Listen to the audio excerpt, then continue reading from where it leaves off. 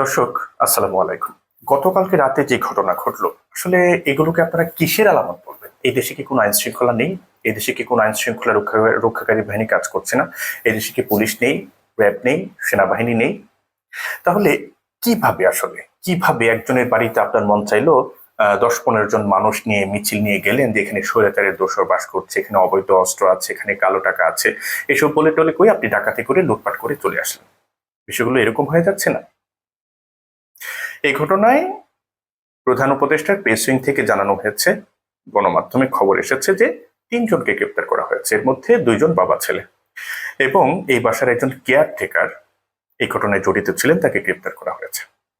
অর্থাৎ কেয়ারটেকারের নেতৃত্বে লোকজনকে বলা হয়েছে এবং প্রেস উইং থেকে কিন্তু বলা হয়েছে যে কেয়ারটেকারের নেতৃত্বে এই ঘটনাটা ঘটানো হয়েছে এবং 200 থেকে 300 কোটি টাকা এই বাড়িতে পাওয়া যাবে, এই কথা বলে মানুষজনকে নিয়ে আসা হয়েছে। অর্থাৎ আসো তোমরা, আমরা 10-15 জন যাই, এই বাসায় প্রচুর টাকা পাওয়া যাবে, কোটি কোটি টাকা পাওয়া যাবে, আমরা নিজেরা ভাগ বাটোয়ারা করে এই টাকাগুলো নিয়ে নিব। এভাবেই তো মব সৃষ্টি করে বিভিন্ন বাসায় অ্যাটাক করা হয়েছে, গতকাল গুলশানে যাওয়া হয়েছে। এভাবেই তো আগেও এরকম ঘটনাগুলো ঘটেছে। আর এই ঘটনায় একজনের বিরুদ্ধে একটা দলের সংশ্লিষ্টতাও পাওয়া গেছে। এখন এই অবস্থায়, এই প্রেক্ষাপটে আপনারা আসলে কি বলবেন এগুলোকে? নতুন বাংলাদেশ, নতুন স্টাইলে ডাকাতি, নতুন স্টাইলে ছিনতাই, নতুন স্টাইলে লুটপাট, কি বলবেন এটাকে আপনারা? এর কি কোনো শেষ নেই? এটা কি বন্ধ হবে না? আমরা যদি খবরটার দিকে একটু তাকাই, আমরা যদি একটু খবরটা দেখি যে সাবেক প্রধানমন্ত্রী শেখ হাসিনার রাজনৈতিক উপদেষ্টা এসটি ইমামের ছেলে তানভীর ইমামের সাবেক স্ত্রীর গুলশানের বাসায় বিপুল পরিমাণ অবৈধ অর্থ লুকিয়ে রাখা হয়েছে, এমন তথ্যের ভিত্তিতে মধ্যরাতে দরজা ভেঙে তল্লাশির নামে ঢুকে পড়ে একদল জনতা। টাকা খোঁজার অজুহাতে সেখানে প্রবেশ করে বাসাটি তছনছ করেছে তারা। রাত 11টার দিকে গুলশানের দিকে মিছিল নিয়ে যায় বিপ্লবী ছাত্র জনতা নামে, নামগুলো মনে রাখেন, বিপ্লবী ছাত্র জনতা নামে 20 থেকে 25 জনের একটা দল। তারা মুহূর্তে বাড়ির প্রধান ফটক ভেঙে প্রবেশ করে। তারপর কি কি করছে এটা তো আমরা সবাই জানি। তারা তল্লাশির নাম করে তারা লুটপাট করছে, ভাঙচুর করছে, হ্যাঁ, তারপর সবকিছু তছনছ করে ফেলা হয়েছে। বাড়িতে যারা প্রবেশ করছে তারা কি বলছে? তারা বলছে যে ফ্ল্যাটে এসটি ইমামের ছেলের অবৈধ টাকা রাখা আছে, এমন খবর পেয়ে তারা এসেছেন। আইন শৃঙ্খলা বাহিনী ছাড়া বাড়িতে প্রবেশ নিয়ে কেন তারা প্রবেশ করেছেন, অর্থাৎ আইন শৃঙ্খলা বাহিনী ছাড়া কেন তারা বাড়িতে প্রবেশ করেছেন, এটার কোনো সঠিক উত্তর তারা দিতে পারেন নাই।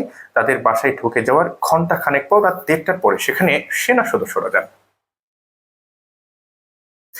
এখানে গণমাধ্যম কর্মীরা একজনকে প্রশ্ন করে যে তিনি যে উদ্দেশ্যে এসেছেন এবং তল্লাশি চালিয়েছেন সেটা কি সফল হয়েছে কিনা।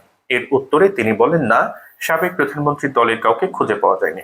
এরপর তাকে প্রশ্ন করা হয়, তাহলে তল্লাশি নামে লুটপাট কেন?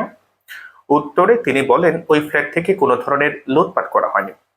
আচ্ছা, আমরা যদি আজকে খবরে আসি যে প্রধান উপদেষ্টার প্রেস উইং থেকে একটা বিজ্ঞপ্তি দেওয়া হয়েছে, সেই বিজ্ঞপ্তিতে কি আছে সেটা যদি আমরা দেখি, যে প্রেস উইং থেকে বলা হয়েছে এই ঘটনায় 3জনকে আটক করা হয়েছে। তারা হলেন শাকিল খন্দকার, তার বয়স 24, জুয়েল খন্দকার, তার বয়স 48 এবং শাকিল আহমেদ, তার বয়স হচ্ছে 28।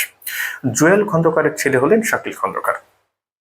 প্রেস উইং এর তথ্য থেকে আরো বলা হয়েছে যে গুলশানের ওই বাসায় বিপুল পরিমাণ অবৈধ অর্থ, অস্ত্র এবং আওয়ামী লীগের দোসরদের লুকিয়ে রাখা হয়েছে, এমন তথ্যের ভিত্তিতে মধ্যরাতে তল্লাশি নামে 20 থেকে 25 জন লোক দরজা ভেঙে বাসায় ঢুকে পড়েন। তারা তল্লাশির অজুহাতে বাসায় ঢুকে মালামাল তছনছ, ভাঙচুর এবং লুটপাটের চেষ্টা করেন। এটা কিন্তু প্রধান উপদেষ্টার প্রেস উইং থেকে বলা হয়েছে।